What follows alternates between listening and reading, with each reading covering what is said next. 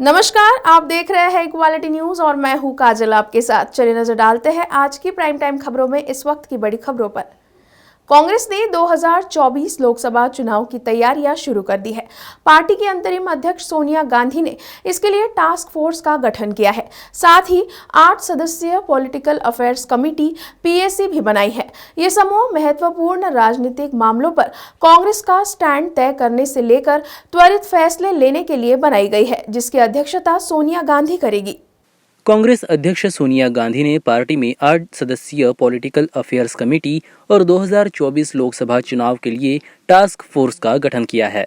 कांग्रेस की पीएसी में राहुल गांधी, मल्लिकार्जुन खड़गे, गुलाम नबी आजाद, अंबिका सोनी, दिग्विजय सिंह, आनंद शर्मा, केसी वेणुगोपाल, जितेंद्र सिंह यादव शामिल होंगे। साथ ही 2024 टास्क फोर्स में पी चिदम्बरम, मुकुल वासनिक, जयराम रमेश, केसी वेणुगोपाल, अजय माकन, प्रियंका गांधी, रणदीप सुरजेवाला, सुनील कानगोलू का नाम भी शामिल है।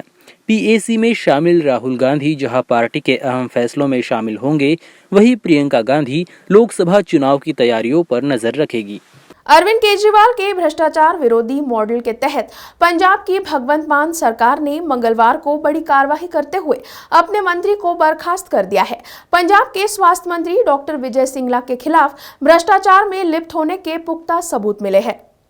भ्रष्टाचार निरोधक शाखा भटिंडा ने विजय सिंगला को गिरफ्तार कर लिया है। वही सूत्रों के अनुसार आम आदमी पार्टी से भी सिंगला के निष्कासन की तैयारी की जा रही है। सिंगला को गिरफ्तार करने के बाद मोहाली के फेज 8 पुलिस स्टेशन में लाया गया है। जानकारी के अनुसार स्वास्थ्य मंत्री विजय सिंगला अधिकारियों से ठेके पर 1% कमीशन की मांग कर रहे थे। शिकायत मिलने पर मुख्यमंत्री भगवंत मान ने उन्हें बर्खास्त कर दिया।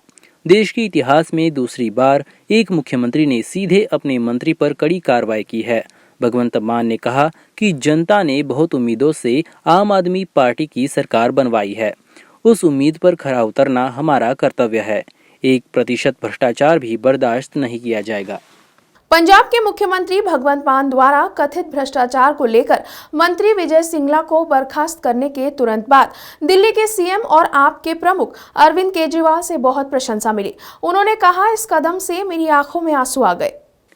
दिल्ली के मुख्यमंत्री अरविंद केजरीवाल ने कार्रवाई की घोषणा करते हुए भगवंत मान का एक वीडियो साझा करते हुए पोस्ट किया, भगवंत पर गर्व है। आपकी कार्रवाई ने मेरी आंखों में आंसू ला दिए। पूरे देश को आज आप पर गर्व है।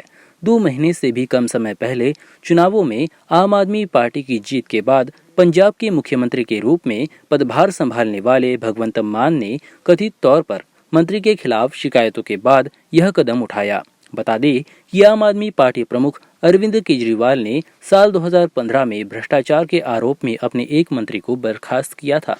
मध्य प्रदेश के जल संसाधन मंत्री की जुबान अक्सर फिसलती रहती है। इस बार फिर उनकी जुबान फिसली और अपने नेता ज्योतिरादित्य सिंधिया को प्रदेश का मुख्यमंत्री बता दिया। इसके पहले भी वो ऐसा कर चुके हैं। अब उनके बयान के मायने निकाले जा रहे हैं। दरअसल वाकया सावेर का है। सोमवार को यहाँ नर्मदा दल पहुंचा। इस मौके पर भव्य कार्यक्रम आयोजित किया गया था। विकास कार्यों का लोकार्पण भी हुआ। इसी कार्यक्रम में मंत्री तुलसी सिलावट की जुबान फिसल गई और उन्होंने केंद्रीय मंत्री ज्योतिरादित्य सिंधिया को मध्य प्रदेश का मुख्यमंत्री बता दिया। हालांकि ये पहली बार नहीं है। इसके पहले भी सिंधिया को सीएम कहकर वो संबोधित कर चुके हैं। कुछ अन्य मामलों में भी जुबान उनकी फिसल चुकी है। सांवेर में कार्यक्रम के बाद मीडिया से बातचीत करते हुए मंत्री सिलावट ने कहा कि नर्मदा आगमन के लिए सांवेर की जनता मध्य प्रदेश के मुख्यमंत्री ज्योतिरादित्य सिंधिया जी को बहुत बहुत धन्यवाद देती है। मंत्री को इस बात का पता ही नहीं चला कि वे क्या बोल गए। वे कहकर आगे निकल गए, लेकिन सियासी गलियारों में इसकी चर्चा शुरू हो गई। लड़का लड़का शादी कर लेगा तो कोई पैदा होगा। पढ़कर ये तो साफ है कि ये बात समलैंगिकों को लेकर कही गई है, लेकिन ये बात किसी कट्टर धार्मिक संगठन ने नहीं बल्कि देश के एक बड़े नेता और बिहार के मुख्यमंत्री नीतीश कुमार ने कही है। दरअसल सीएम नीतीश दहेज प्रथा के विरोध में बोल रहे थे, लेकिन उदाहरण गलत दे बैठे। नीतीश कुमार सोमवार को पटना यूनिवर्सिटी के मगध महिला कॉलेज पहुंचे थे, जहां उन्होंने एक नए हॉस्टल का उद्घाटन किया। इसी दौरान नीतीश कुमार ने समलैंगिक पर काफी कुछ कह डाला। अब उनके बयान की खासी आलोचना हो रही है। बाइट नीतीश कुमार, मुख्यमंत्री बिहार। अब लड़की को शादी करने के लिए कोई दहेज लेगा, इससे बढ़कर के तो कोई फालतू चीज है ही नहीं। अरे शादी होगी तभी ना बाल बच्चा होगा। हम ही लोग या कोई है यहाँ पर तो माँ है तभी ना पैदा हुए। माँ के बिना पैदा हुए, बिना स्त्री के बिना पैदा हुए। लड़का शादी कर लेगा तो कोई पैदा होगा। समाजवादी पार्टी प्रमुख अखिलेश यादव ने विधानसभा में कानून व्यवस्था का मुद्दा उठाया है। उन्होंने 19 साल की युवती से हुई दुष्कर्म की घटना का जिक्र किया। इसका जवाब खुद सीएम योगी आदित्यनाथ ने दिया है। सपा प्रमुख ने कहा कि महिला अपराधों में यूपी सबसे आगे है, लेकिन ये आंकड़े सरकार नहीं मानती है। तो सरकार ये बताए कि सरकार के पास जो सिस्टम है, जिसको डायल 112 कर दिया गया है, उसके आंकड़े क्या कहते हैं। वही 109 जो बना था सुरक्षा के लिए, उसके आंकड़े भी क्या कहते हैं। सरकार इन घटनाओं को लेकर संवेदनशील नहीं है। इस दौरान उन्होंने प्रयागराज में एक ही परिवार के 5 लोगों की हत्या का भी जिक्र किया। इसका जवाब देते हुए सीएम योगी आदित्यनाथ खुद खड़े हुए। उन्होंने कहा कि अपराध किसी भी प्रकार का हो, वह अक्षम्य है। खास तौर पर महिला संबंधित अपराध पर सरकार पूरी गंभीरता के साथ अपराधियों के खिलाफ पूरी कठोरतापूर्वक कार्रवाई कर रही है। ये बीजेपी की सरकार है। यह अपराधियों के बारे में ये नहीं कहा जाता कि लड़के हैं, गलती कर देते हैं। अगर अपराधी है, कोई भी है, तो उसके खिलाफ जीरो टॉलरेंस के तहत कार्रवाई की जाती है। महाराष्ट्र नवनिर्माण सेना की तरफ से सोशल मीडिया पर कुछ तस्वीरें शेयर की गई। बृजभूषण सिंह, शरद पवार और उनकी बेटी सुप्रिया सुले नजर आ रहे हैं। इन तस्वीरों के जरिए एमएनएस ने कहा है कि अयोध्या दौरे के खिलाफ साजिश रचने वाले शख्स का पता चल गया है।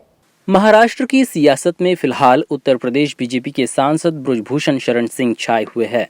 जब से उन्होंने महाराष्ट्र नवनिर्माण सेना के अध्यक्ष राज ठाकरे के अयोध्या दौरे का विरोध करना शुरू किया है, तब से वह महाराष्ट्र की राजनीति का केंद्र बिंदु बन गए हैं।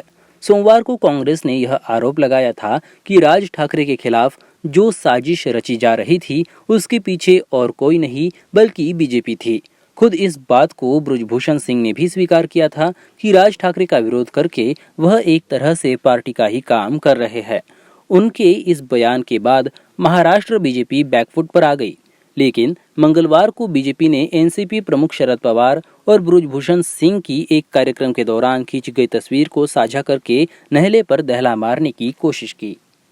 इस तस्वीर के जरिए एमएनएस ने यह जताने की कोशिश की है कि राज ठाकरे के खिलाफ साजिश करने वाला कोई और नहीं बल्कि शरद पवार और उनकी पार्टी है।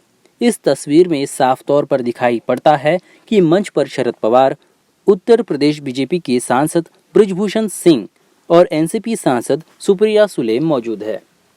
इंदौर में बाल विद्या मंदिर के पास नगर निगम के डस्टबिन में 2 जुड़वा नवजात के शव मिले हैं। सफाई कर्मी जब डस्टबिन खाली करने पहुंचा तो उसे शव पॉलिथीन में बंद मिले।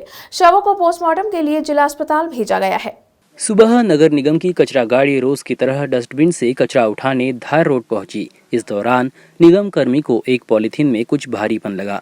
उसने खोल कर देखा तो होश उड़ गए। थैली में 2 मृत नवजात थे। उसने नगर निगम कंट्रोल रूम को इसकी सूचना दी। इसके बाद चंदन नगर पुलिस मौके पर पहुंची। नवजातों में से एक लड़का और एक लड़की थी। पुलिस ने दोनों शवों को अस्पताल भेजा। पुलिस ने आशंका जताई है कि रात को इन बच्चों को फेंका गया है।